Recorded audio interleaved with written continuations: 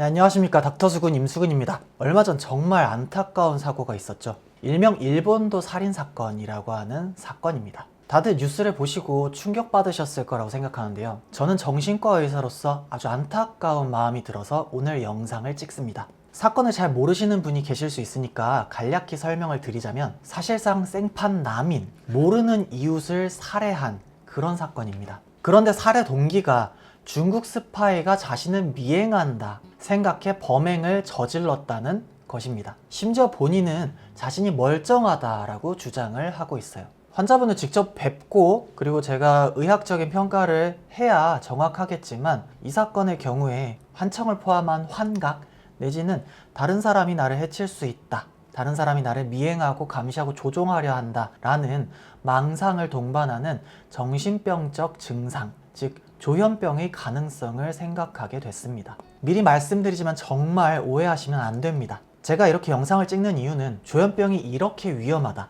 병동에 가둬놔야 한다, 이런 이야기를 하려는 게 아닙니다. 오히려 반대예요. 오늘 말씀드리고 싶은 건 조현병은 이미지와는 다르게 질병 진단과 치료만 하면 상당히 안전할 수 있는 질환이라는 것을 말씀드리고 싶습니다. 물론 다시 한번 말씀드리지만 치료를 잘 받고 있다는 전제 하에 말이죠. 기사를 보면 이번 사건의 범인은 자신이 제정신이고 마약도 하지 않았을 뿐더러 아무런 약도 복용한 적이 없다고 했습니다. 바로 이게 문제인 겁니다. 정신건강의학과 전문의로서 저도 이번에 조현병에 대해서 상세한 내용들을 다룬 두꺼운 책을 참고로 했는데, 미국의 유명한 35년 동안 조현병에 대해서 연구를 한 학자분이 쓴 저서입니다. 이 책의 내용에 따르면 조현병 환자분들의 경우에는 그분들이 겪게 되는 피해망상, 환각, 그 모든 것들이 현실이라고 받아들인다는 것이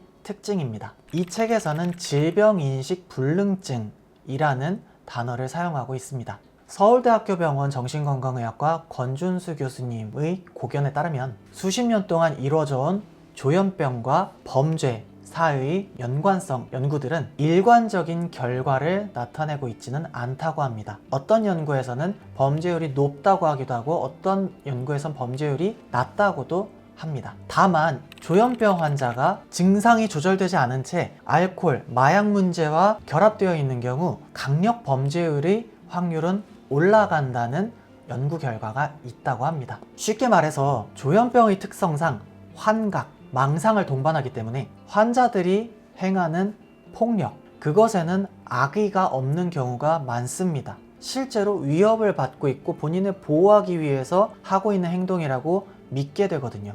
본인들도 나름대로는 살기 위해 정당하다 생각하는 행동을 결정하게 된다고 보시면 됩니다. 그렇다 보니 정말 치료를 받지 않으면 더욱더 폭력의 위험성이 높아지고 사고 발생 위험성이 많아지는 것입니다. 만약 이번 사건이 조현병과 관련이 되었다면 일본도를 가지고 계셨던 그분의 의도 또한 본인을 보호하고 방어하기 위한 의도였을 가능성도 있지 않을까 생각을 합니다. 그래서 조현병의 모든 것이라는 책에서는 조현병의 과거력이 있는 환자라면 마약, 술과 관련되어 있는 문제가 같이 있지 않은지, 그리고 그 사람이 잠재적인 무기가 될 수 있는 물건들을 평소에 모아두고 수집하지 않는지를 잘 관찰하라고 얘기하고 있습니다. 그리고 그 환자가 위협적으로 보일 수 있는 행동을 할 때는 되도록 물리적인 거리를 두고 눈을 똑바로 마주치지 말라는 권고사항도 적혀 있습니다. 근데 질환이라는 것이 사실 주변에 가까운 가족분들도 인지하기가 어렵고 무엇보다도 스스로가 겪고 있는 모든 감각 이상과 지각 이상이 그 당사자에게는 현실이기 때문에 이걸 치료를 받아야 되는 병이다 라고 알아차리기가 좀 어렵기는 하죠. 그리고 주변에 가까운 가족이나 친구분들이 감각의 이상이나 생각의 이상과 같은 증상을 보일 때는 조심스럽게 진료의 필요성을 생각해보거나 권유를 해볼 필요가 있지 않을까 생각합니다.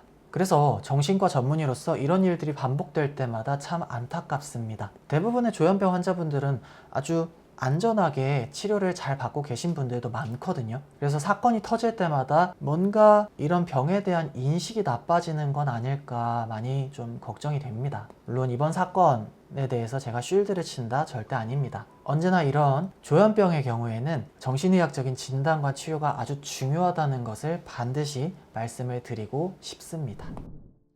진료실에서 항상 가족분들이 먼저 오셔서 집안에 이런 증상을 갖고 있는 환자분이 있다 말씀을 하시는 경우가 있는데, 그럴 때 이 환자분을 어떻게 하면 진료로 끌어들일 수 있을 것인가, 제가 종종 권유드리는 방법은 그분이 혼란스러움, 힘들고 위협받고 있다는 생각, 불안, 불면과 불안, 그 두 가지를 조금 편안하게 만들기 위해서 진료를 받아보자 라고 권유를 드리는 그런 경우들이 종종 있습니다. 실제로 내가 살고 있는 세상은 정말 내가 위협을 받고 주변에 이상한 소리가 들리는 게 맞지만, 그래도 내가 불안하고 잠 못 자는 거는 불편하기 때문에 그 겉으로 드러나는 당장 꺼야 되는 불들, 그것들을 먼저 도움을 받아보자 말씀을 하신다면 그래도 조금은 진료실로 올 수 있는 확률을 늘릴 수 있었던 것으로 믿습니다. 그럼 이런 분들이 진료를 받기 시작하면 이제 본인도 인지를 할 수 있는 건가요? 나한테 조현병이 있다.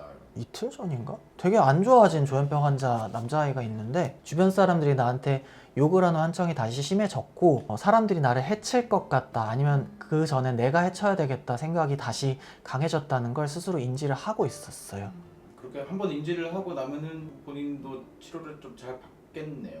그래서 저희 진료실에서도 제가 종종 경험을 하는 거지만, 진료를 받으면서 지금 실제로 겪고 있는 그 환청과 그리고 주변 사람들이 나를 해칠 것 같다, 감시하고 있다라는 생각에 대해서 이게 증상이라는 걸 이야기를 하다 보면 그분들도 조금씩 병에 대한 인지가 생기고 치료의 필요성을 느끼게 되더라고요. 더더욱 진짜 초진을 받는 게 제일 중요하겠네요. 한번 이렇게 데리고 오는 게. 표진을 받는 게 굉장히 중요합니다.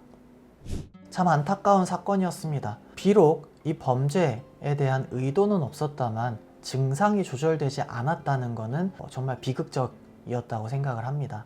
그래서 더더욱 내 주변에 있는 분들이 뭔가 혼란스러운 생각과 위협적인 감각으로 고통받고 있지 않는지, 그것을 잘 살펴준다면 이런 비극을 막을 수 있지 않을까. 그리고 물론 압니다.